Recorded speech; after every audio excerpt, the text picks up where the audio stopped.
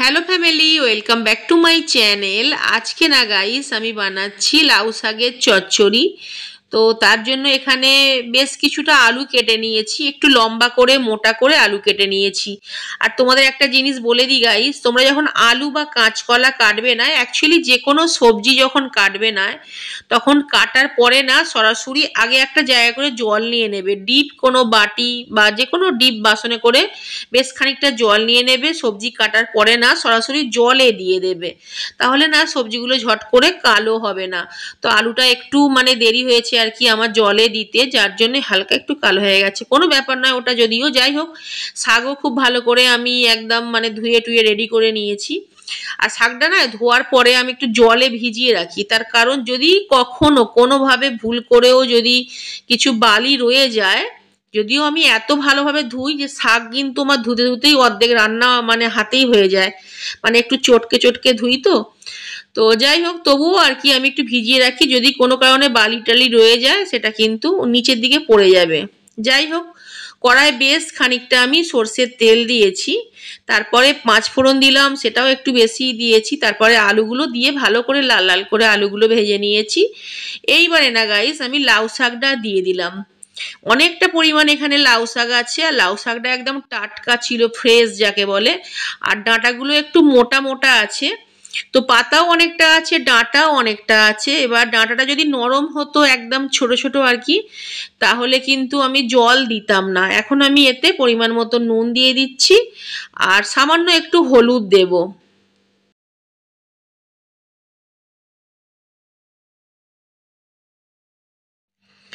চারটে কাঁচা লঙ্কাকে মাঝখান থেকে ভেঙে আমি দিয়ে দিচ্ছি এতে।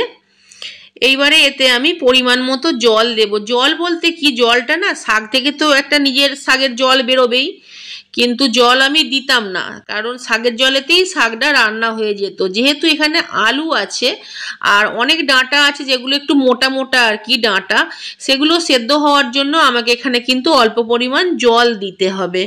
যদি নরম ডাঁটা হতো তাহলে হয়তো আমি জলটা দিতাম না, কারণ শাকেরও তো জল বেরোবে। যাই হোক, খুব ভালো করে শাকটা এবারে একটু নাড়াচাড়া করে নিতে হবে, নিয়ে এটাকে আমি চাপা দিয়ে সেদ্ধ হতে দেব।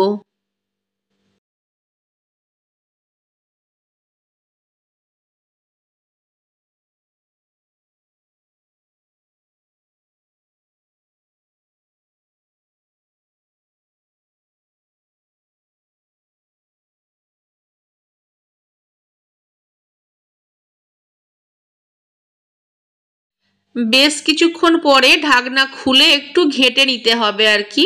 শাকটা দেখবে একটু ঘাঁটা ঘাঁটাই সবসময় ভালো লাগে। যাই হোক, এতে এখনো অনেকটা জল আছে, তো জলটা আমি শুকনো করে নেব। তার আগে না আমি একটা মশলা দিলাম, বাটা মশলা। বাটা মশলা এখানে আছে 2 টেবিল চামচ পরিমাণ পোস্ত বাটা, 1.5 গাঁট পরিমাণ আদা বাটা, আর কালো সর্ষে দিয়েছি 1 টেবিল চামচ পরিমাণ। তো কালো সর্ষে, আদা আর পোস্ত একসাথে বেটে এতে দিয়ে দিলাম, আর কিন্তু কোনো গুঁড়ো মশলা এখানে আমি ব্যবহার করিনি। তো যাই হোক, এবার একটু চিনি দিয়ে দেব। আর গ্যাসটা এখন আমি হাই ফ্লেমে রেখেছি, কারণ খুব ভালো করে জলটা আমি শুকনো করে নেব। আর শাকের চচ্চড়ি যেহেতু, যে কোনো চচ্চড়ি না হালকা একটু মিষ্টি না দিলে কিন্তু ভালো লাগে না। তো অল্প পরিমাণ চিনি দিলাম, দিয়ে খুব ভালো করে এটা একটু ঘাঁটা ঘাঁটা করে নিতে হবে। জলটা ভালো করে শুকনো করে নেব, তারপরে কি করছি তোমরা দেখো।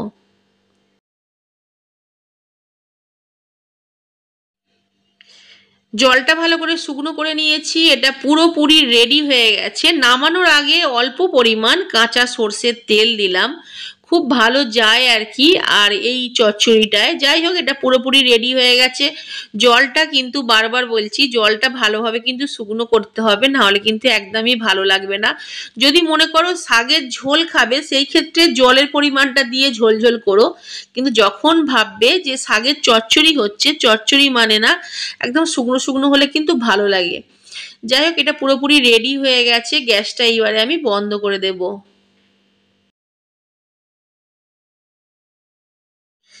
যদি ভালো লেগে থাকে আমার আজকের এই রেসিপিটা তাহলে কিন্তু অবশ্যই লাইক করতে হবে গাইস। অনেক অনেক লাইক করো, শেয়ার করো, সাবস্ক্রাইব করো।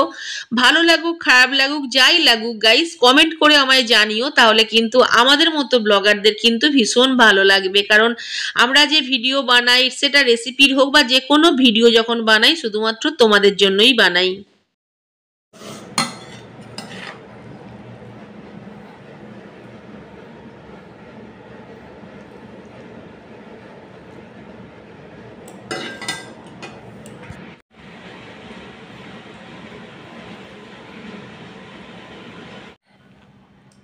এখানে লাউ শাকটা রেখেছি আর কি। আজকে ছোটো লাইটে ভিডিও করছি গাইস, জানো তো, কারণ ছোটো লাইটে করছি বলতে কি, বড় লাইটে না বড্ড সাদা হয়ে যায়। আজকে ভাবলাম চলো ছোটো লাইটে করে দেখি কীরকম হয়, দেখা যাক কেমন লাগে। খুব একটা আলো হয়তো হবে না, কিন্তু আশা করছি খুব যে সাদা ব্যাপারটা হয়ে যায় সেটাও হয়তো হবে না, এরকমই একটা আশা করছি। দেখা যাক, এডিট করার সময় বুঝতে পারবো। কীরকম লাগছে জুন, জোরে বলো। ভালো। শাকটা শুধু খেয়ে দেখো, শাকের ডাঁটা আলাদা খাও আর শাক আলাদা খাও। ডাঁটাগুলো এক সাইডে রেখে দিয়ে ডাঁটাগুলো লাস্টে চিবিয়ে খেতে হয়। ওর স্কুল ছিল আজকে তাড়াতাড়ি খাইয়ে দিচ্ছি, কারণ ওকে শুয়ে দেবো তাড়াতাড়ি আজকে, তার কারণ কালকে স্কুল আছে আবার। আর এখন ঠান্ডার সময় তো, সন্ধ্যে 7টার সময় 8টার সময় মনে হয় যেন অনেক রাত হয়ে গেছে। একটু শুয়ে নিক, তারপরে রাত্রের দিকে যদি 1 ঘন্টা পরে পড়বে।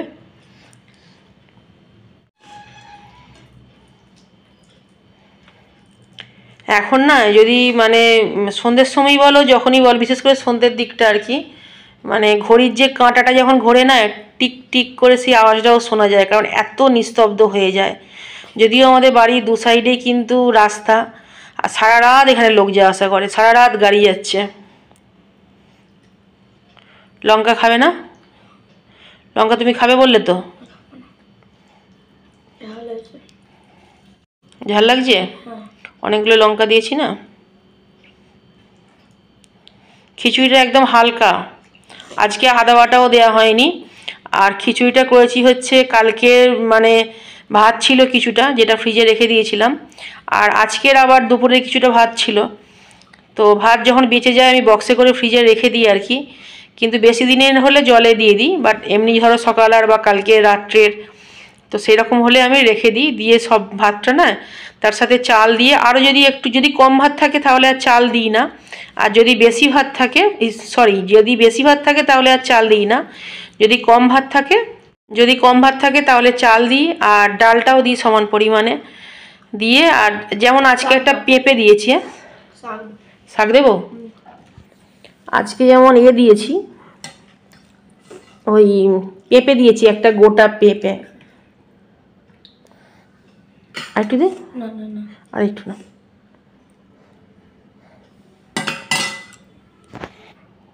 ডাঁটাগুলো লাস্টে চিবোবে, যে কোনো ডাঁটা চিবিয়ে খেলে খুব ভালো। ডাঁটার যে জুসটা না, ওটা শরীরের জন্য খুব ভালো। সেটা সজনা ডাঁটাই হোক বা লাউ শাকের ডাঁটা হোক, কুমড়ো শাকের ডাঁটা হোক, যে কোনো শাকের ডাঁটার যে জুসটা না, ওটা শরীরের জন্য খুব ভালো।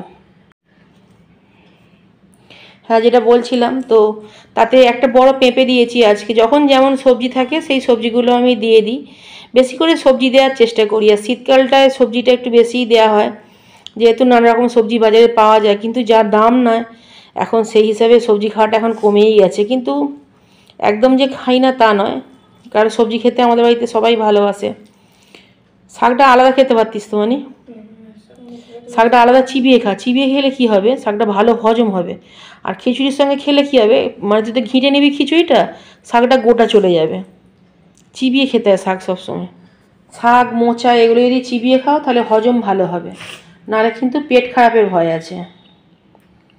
ঠিক আছে, তো লাউ শাক অনেক দিন পর বাজারে পেয়েছিলাম, তো লাউ শাক নিয়ে এসেছিলাম। আর খুব সুন্দর, একদম মোটা মোটা ডাঁটা, খুব সুন্দর। 2-3টে ডাল নিয়েছে, সেটাই নিয়েছে 30 টাকা। 2 কি 3টে ডাল, হ্যাঁ 30 টাকার মতো নিয়েছে, কিন্তু ডালটা অনেকটা বড় ছিল আর কি, মানে ডগার দিকের ডাল। বাই করে দাও মাম্মা। হ্যাঁ, যেটা আমি বারবার খালি ভুলে যাচ্ছি। তো যাই হোক, তাতে একটু যেমন নর্মাল খিচুড়ি করে, খিচুড়ি মানে আমরা অনেক তেল মশলা দিয়ে করি না, খুব সামান্য তেলে একটু ফোড়ন দিই।